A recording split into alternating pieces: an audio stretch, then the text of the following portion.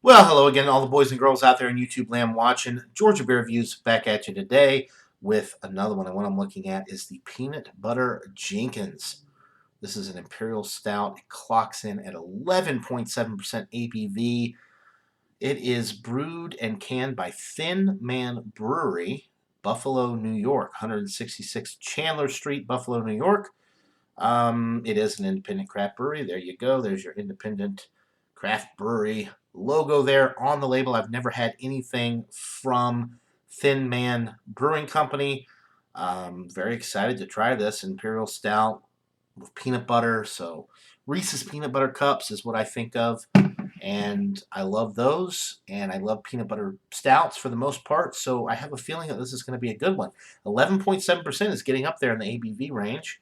So let's see what we're working with here. I'm going to pour it in my tulip glass here. All right. Try to be responsible with that pour.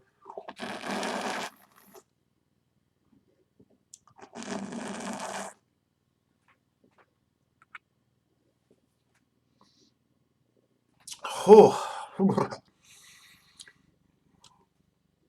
very wow. As you see, or as you saw, I did not pour that super aggressively, and the head just kept rising and rising. So just got two pretty good sips of that 11.7%. Woo!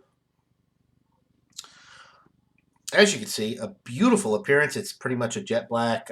Can't see anything through it when I hold it up to the light. About two and a half fingers worth of I would say that's getting close to beige colored head. Nice tightly knit bubbles, very creamy looking head for the most part there, as you may be able to see. The aroma, peanut butter, peanut butter, peanut butter. And I did get that taste from having to, you know, get that head down so it wouldn't overflow over the top of the glass. Definitely don't want to waste any of this thing. But you're definitely getting the peanut butter, and it's not so much like Peter Pan or Jif. It's almost more of like a Nutter Butter or Nico cracker, like the peanut butter that they use in those crackers. It's a little bit more on the salty side. So definitely getting that. And I believe with this beer they use peanut butter powder, which will cut down on the oiliness and the viscosity of the beer. Some peanut butter beers that I've had in the past, they actually use peanut butter, and all of that oil in the beer kind of makes for a very thick and viscous and oily type presentation and experience. With this one, I'm telling you, I'm not getting that. With the aroma, with the appearance, there's no like oily look to it or glass lacing going down the side of the glass. And because I was already able to get a couple of sips because that head was going over the top, it's more on the salty side with the peanut butter. There's some dark chocolate aromas, a little bit of toasted bread notes from the roasted barley malt. It smells very nutty. It smells very chocolatey. It smells very good. None of the 11.7% is coming through on the nose. It smells absolutely delightful. If you like chocolate, if you like peanut butter, I don't see how you could go wrong with this one, at least based off of the aroma and what I've gotten so far with that. Let's go ahead and get into it. So without further ado, let's get into this brew. Cheers, guys.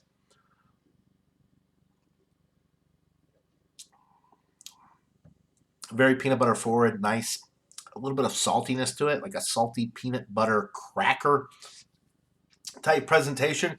It leads into a nice dark chocolate note in the middle of the sip. There's maybe a touch of caramel just to give it a little bit of sweetness, but it is very roasty, very robust, very toasty, very decadent. The body with this is on the lower end of heavy, but I'm going to say that this is a pretty heavy body beer considering um, how smooth and easy drinking it is. It still has that heavy body. It's 11.7% alcohol. It's not boozy, but it is slightly warming going down. You know you're drinking a little bit of a higher alcohol beer. The finish is actually relatively dry, maybe because of the alcohol being elevated. It just kind of dries out the palate. It's not like a creamy finish or a milky type thing that you get with the lactose beers or the beers that have the flaked oats in there. Although it does have a smooth, velvety, or silky smooth mouthfeel per se. it doesn't finish wet and silky and smooth in that regard. It dries out the palate very quickly, which is very inviting. It makes you want to go back in for another sip. One thing I will say is the carbonation with this is on the medium side. It's definitely giving me the gurglies. It's making me have to burp after only a few sips.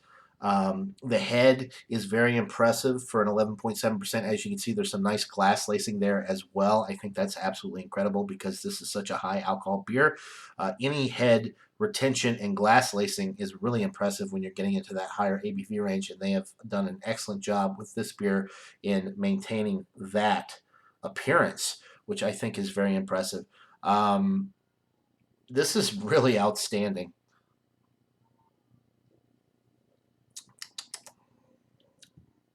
There's a little bit of bitterness on the back end. I don't know what the IBUs are for this beer, but it definitely has a little bit of bitterness on the back end, and it's not from the deepness of the roasted malt character. From that, it's not from the peanut butter and that salty note that I'm getting.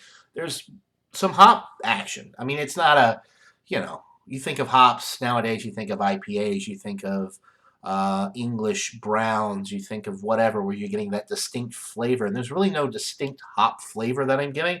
It's just a bitterness that is being imparted from whatever hops that they're using in this beer. And it's definitely hop related. There's a definite bitterness from whatever hops are in here for sure. But it's nicely balanced. You're getting the roasty, toasty, bready notes. You're getting that peanut butter. You're getting that chocolate. You're getting that little bit of caramel sweetness. And then it's balanced nicely with the hop character, that little bit of earthy hop note on the back end, the salty characteristics that you're getting from the peanut butter, and of course the little bit of a coffee astringent type note that you're getting from how deep and dark and roasty and toasty those malts are. That roasted barley malt is really deep, and it really creates a nice complexity and just a nice flavor to this beer. I'm going to go with a 90. Man, I'm going to go with a 95. I'm just going to split it down the middle. I'm going to say that this is a solid A beer. Maybe a little bit more chocolate and malty type characters versus the bitterness and the coffee and the astringent type notes that I'm getting. But that's just a personal preference type thing. I'm not really knocking the beer for that. I think it's probably exactly how the brewer intended. I think that it's excellent. I think that the alcohol is masked exceptionally well for what this beer is at 11.7. That's impressive. I think it's really an outstanding product, but